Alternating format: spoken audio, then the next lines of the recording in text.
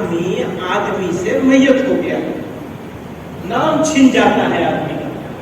آپ سمجھ رہے ہیں میری بات؟ تو یہ جسم انسان نہیں ہے، انسان کون ہے؟ روح. اور روح کی جو بیماریاں ہیں ان کا تعلق دل سے ہے. اللہ نے یہ چاہتے ہیں کہ جب آدمی آئے گا تو قلب سلیم کے ساتھ آئے. الا من اتى الله بقلب سلیم. جب یہ یہی چاہتے ہیں تو دل میں جو بیماریاں ہماری پیدا ہو گئی ہیں، جنہوں نے ہمارے پورے سماج میں بگاڑ پیدا کر دیا ہے. آدمی بنے گا، فیملی بنے گی، فیملی بنے گی، سماج بنے گا، سماج بنے گا، ملت بنے گی. ملت کی تعمیر اگر کرنی ہے تو ہمیں اپنے آپ سے سفر شروع کرنا ہوگا. سفر شروع کرنے کے لیے اللہ کے ذکر کو، اللہ کا ذکر جو ہے، اب وہ پوچھتے ہیں کہ یہ حسد کا کیا علاج ہے؟ تو حضرت تھانوی رحمۃ اللہ علیہ نے بہت شاندار بات فرمائی، آسان سا نسخہ، کہ تمہارے دل میں جس کے لیے حسد ہو، حسد سمجھتے ہو کس کو کہتے ہیں؟ حسد جلن کو کہتے ہیں. جلتا ہے آدمی، کس سے جلتا ہے؟ جو ہم معاشر ہوتے ہیں، بھائی بہن، قریبی لوگ، دوست، احباب، رشتے دار، ان سے جلتا ہے. اپنے سے بڑوں سے نہیں جلتا، وہ تو الگ کیٹیگری ہو گئی. اپنے سے چھوٹوں سے نہیں جلتا ہے. جو غریب لوگ ہیں، ہم سے زیادہ غریب لوگ جو ہیں، ہم ان سے نہیں جلتے. جلتے کس سے؟ جلتے کس سے ہیں؟ جو برابر والے ہوتے ہیں، ہماسر ہوتے ہیں، بھائی بہن سے، خاص طور سے قریبی لوگوں سے زیادہ جلن ہوتی ہے. جس کی طرف سے تمہارے دل میں جلن پیدا ہو تم اس کے لیے دعا کرو. لیکن آپ دعا کرنے کا خیال کیوں پیدا ہوگا؟ خیال تب پیدا ہوگا جب آپ اس چیز کو، بیماری کو برا سمجھیں گے. یہ میں عرض کر رہا ہوں، حضرت نے تو یہ فرمایا دعا کرتے ہو، نسخہ بتا دیا. کس کو نسخہ بتایا؟ جس کو بیماری کا خیال ہو. مجھے کھانسی ہے، مجھے اپنی کھانسی کا خیال ہی نہیں. مجھے شوگر ہے، مجھے اپنی شوگر کا خیال نہیں ہے، اور میٹھی چائے بھی پی رہا ہوں، اور مکھن بھی کھا رہا ہوں، اور مٹھائی بھی کھا رہا ہوں، تو کیا ہوگا؟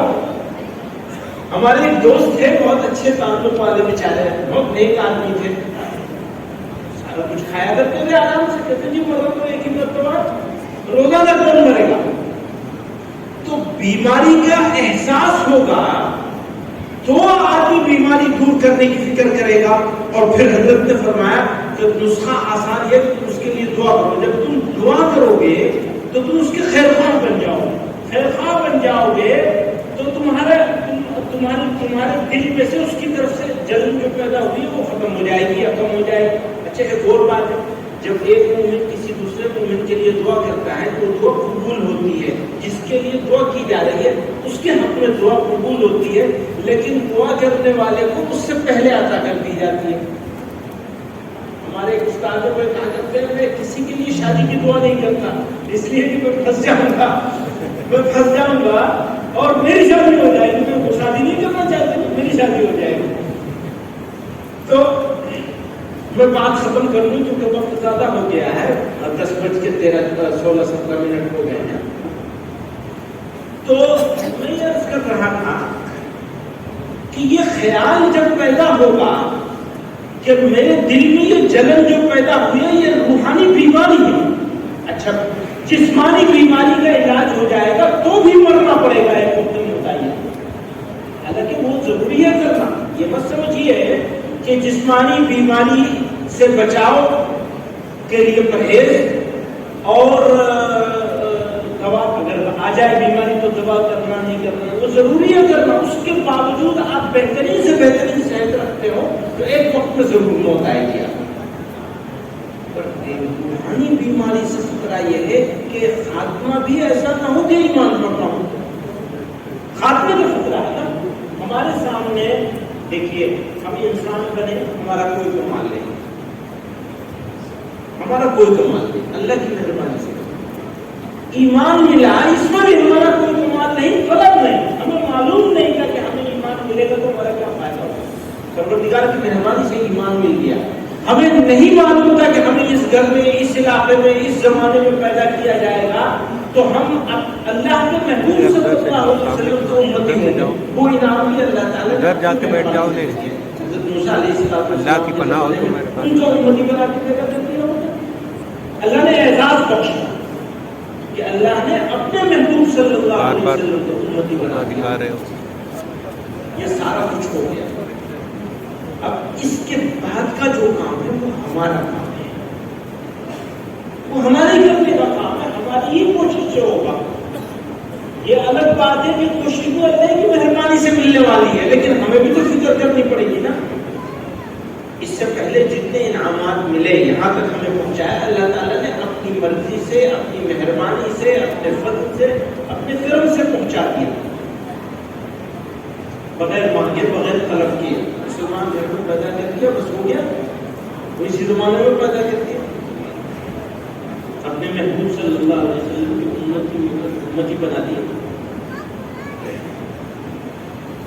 تو آگے بڑھنے کا کام ہمارا ہے، ہمیں کوشش کرنی ہے، کوشش میں ہم کیا کیا آسان کام کر سکتے ہیں۔ اللہ تعالیٰ کا نام لینا یہ مقصود ہے، ہماری زندگی کا مقصود ہے اللہ تعالیٰ کا نام لینا۔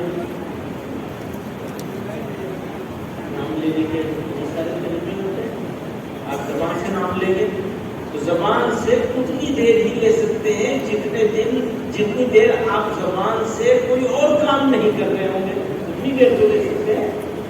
کیا بیٹھے ہوں گے تو اللہ کا نام لے سکتے ہیں، باقاعدہ اللہ تعالیٰ کا ذکر کرنے کے لیے الگ بیٹھ گئے، آپ ذکر سری بھی کر سکتے ہیں، ذکر جہری بھی کر سکتے ہیں، سب کر سکتے ہیں۔ لیکن جس وقت آپ دوسرا کام کر رہے ہوں گے کوئی، تو اس وقت اللہ کا ذکر نہیں کر سکتے۔ اللہ تعالیٰ کے نیک بندوں نے، اللہ تعالیٰ کے صحابہ نبی علیہ السلام کے صحابہ کرام نے نبی علیہ السلام سے سیکھا، اس کے بعد والوں کو سکھایا، اس کے بعد والوں کو سکھایا۔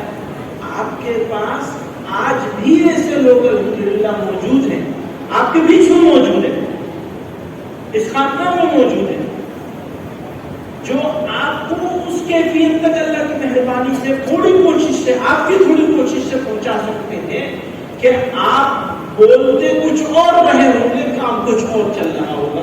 آپ سو رہے ہوں گے تو آپ کا کام چل رہا ہوگا، کہ آپ اپنی سانس سے لے سکیں گے اللہ کا نام، اور اس سے آگے پہنچ جائے گی، معیت تو سیکھ ہو جائے گی۔ اس چیز کے بارے میں بہت زیادہ بات کرنے کا موقع نہیں ہے، اور اکابر کا طریقہ بھی نہیں ہے، تو ہم کیا، ہماری کیا ہوگا؟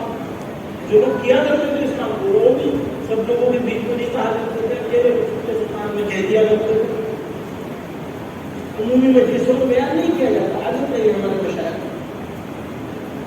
پر آپ لوگ اس کیفیت تک آسانی سے پہنچ سکتے ہیں جس کے بارے میں حضرت عائشہ رضی اللہ تعالی عنہا نے جناب رسول اللہ صلی اللہ علیہ وسلم کے بارے میں فرمایا، علی کل احیان، ہر حال میں ذکر فرمایا کرتے تھے۔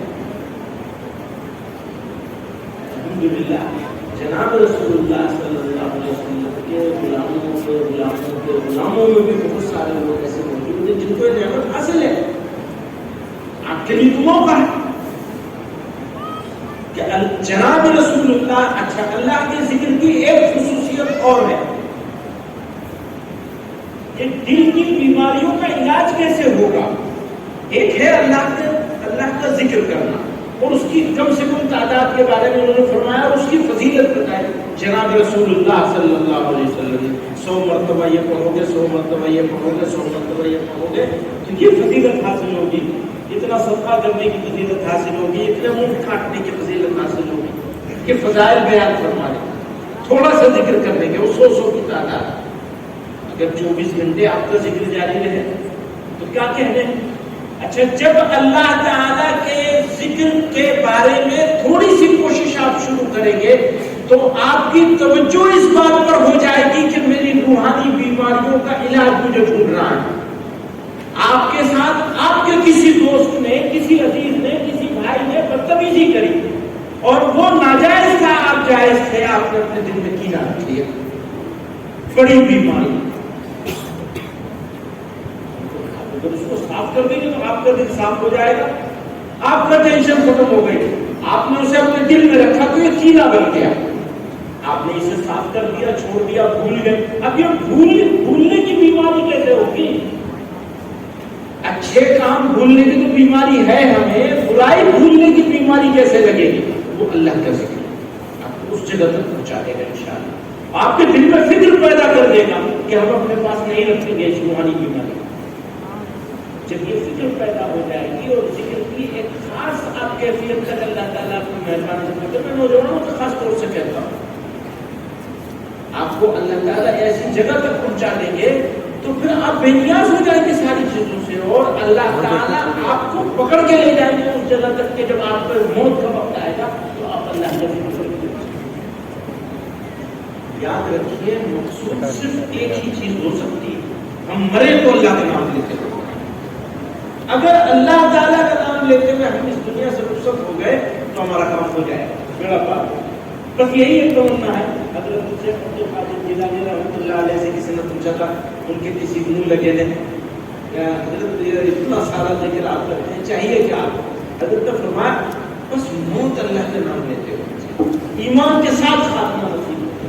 ہمارے حضرت رحمۃ اللہ علیہ کا ایک میں نے انٹرویو پڑھا کسی رسالے میں 1962 یا 63 کا انٹرویو ہے، سب مجھے یاد نہیں، اسی دہائی کا ہے، 70 سے پہلے کا. اس نے بہت سارے سوال کیے، کچھ اس زمانے کے حالات کے اوپر تھے، آخر میں سوال کیا کہ حضرت آپ یہ بتائیے کہ آپ کی سب سے بڑی تمنا ہے؟ حضرت نے جواب میں فرمایا ایمان کا. بس یہی ایک تمنا ہو سکتی اور کچھ نہیں. اللہ تعالیٰ ہمیں روحانی بیماریوں سے بچا لے، ہمارے دل کو ایسا کر دے کہ ہم قلب سلیم کا مستحق بن جائیں، اور اس دل کو ایسا کر دے کہ یہ اللہ تعالیٰ اپنے ذکر کی توفیق اس کی طرف رجوع ہونے لگے. اور یہ جو فتنہ پھیلانے والے لوگ ہیں اللہ تعالیٰ ان کو بھی ہدایت عطا فرمائے، اور بزرگوں کے سائے کو ہم لوگوں کے سب کا دیر قائم رکھیں. وآخر دعوانا